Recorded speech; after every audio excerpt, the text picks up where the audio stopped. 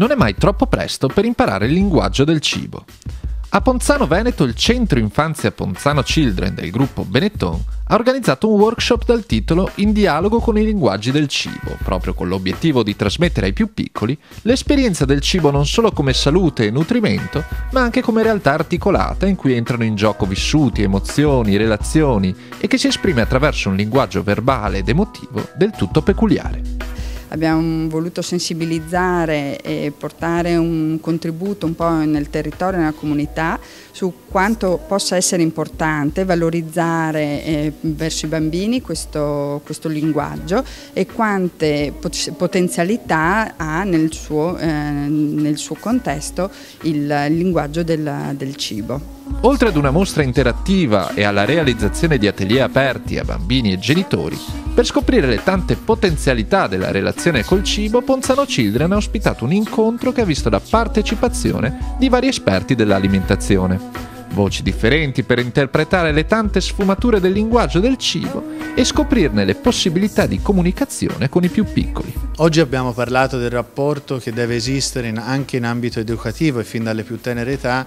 tra il cibo, quindi quello che noi definiamo il cibo buono, pulito e giusto, e i diritti per l'appunto. Diritti quindi del consumatore ad essere informato, anche il consumatore bambino o bambina, i diritti all'agricoltore a vedersi riconosciuto valore anche economico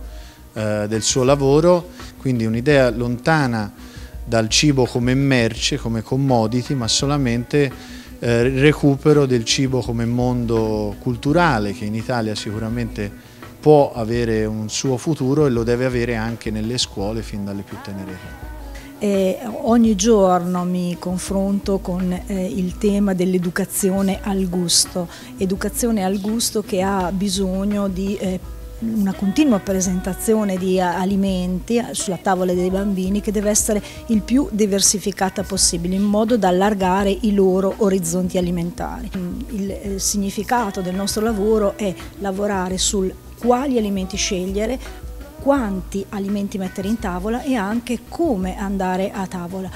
preferibilmente a televisione spenta, magari condividendo con gli altri commensali, che siano i bambini, quindi i compagni della scuola, oppure i propri familiari, l'andare a tavola per scambiare emozioni e per scambiare conoscenze in merito al cibo. Quella dell'alimentazione è un aspetto particolare perché è quotidiana e attraverso